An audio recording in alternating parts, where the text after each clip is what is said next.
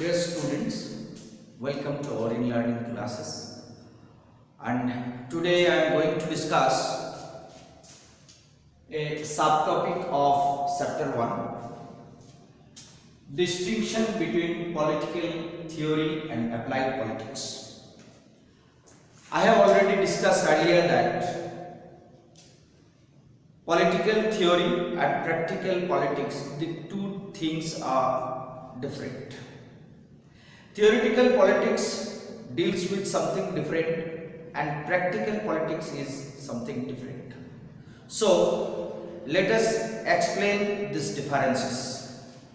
Here you can look at the blackboard distinction between political theory and applied politics. We have tried to write some points. Number 1.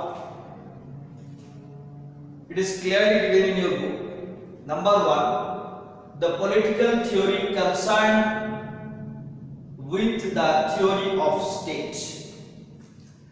As you know, the political science, it is mainly concerned with the state, government and the political life of the individuals. So, political theory, here it is mentioned the point, political theory firstly concerned with the theory of state. Number 1 point, the political theory is related with the theory of state. What is the origin of the state? What are the functions of the state? What is how the states form and how the states govern or function in a human society. So, the political theory concerned with the theory of state. On the other hand, the applied politics deals with, practical politics deals with how the theory works in actual condition. That means, when the political theory deals with the theory of state, then practical politics deals with the theory works in the actual condition. In actual condition, how the theories work. So, this is the first difference. And let us come to the second point. Second difference is concerned with the theory of government. That means political theory, theoretical politics is basically concerned with the theory of government. That means when the theoretical politics concerned or in political theory, the theory of government, theoretical politics try to give a theoretical discussion of government. A theoretical discussion of government we may find in theoretical politics. On the other hand, in applied politics, in practical politics deals with how the theory of government is multiple implemented. That means the practical politics deals with how the theories of government is implemented. That means how the theories of government are implemented in actual politics. This is the main focus of practical politics. In practical politics, we may find or we may notice or we may see how the theory of government is implemented in actual politics. This was the second difference between theoretical politics and applied politics. Now let us come to the third point. It formulates the theories on legislation. It formulates the theories on legislation. That means theoretical politics try to discuss or analyze how the legislations are done in legislation, how the laws are made, what are the legislative process, how the legislation is taking place, or how the laws are coming to be. These are the topic of the theoretical discussion or theoretical analysis of legislation, which we may find in theoretical politics. On the other hand, in practical politics, the practical politics deals with the rules and regulations and procedures. When the theoretical politics deals with the theory of legislation, at the same time the practical politics deals with the rules, regulations and the procedures. What are the rules, what are the regulation, and what are the procedure, how they are administered or how they are brought under practice in real politics. So now come to our next point. It speculates or state as an artificial person. That means I am a person and every individual is a person, legally accepted person, and likewise the state is also regarded as a person. That means state as a whole a person. So in theoretical politics, the theory of politics is just speculates or it states as the state as a artificial person. But on the other hand, it deals with the state personified and diplomatic relations during war and peace in international dealings. That means whenever there is war and peace, in case of international relation, the state is regarded as a person. So it acts as a person in international dealings. So in practical politics, we may find the state as a personified.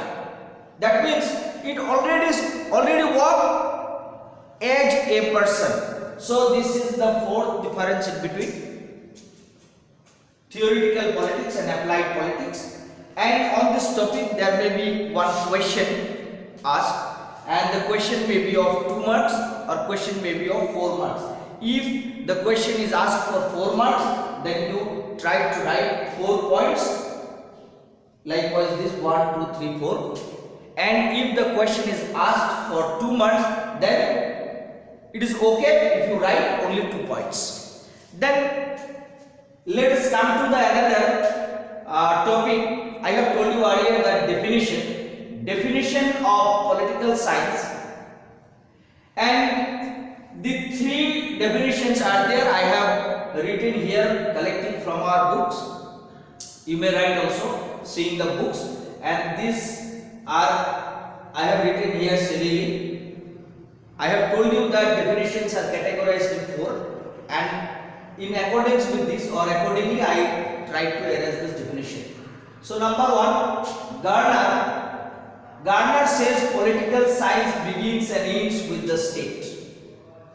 I have told you that some definitions are state centric. The central topic of the political science is state, and from this definition we may understand that this is a state centric definition, or state is the central theme of political science.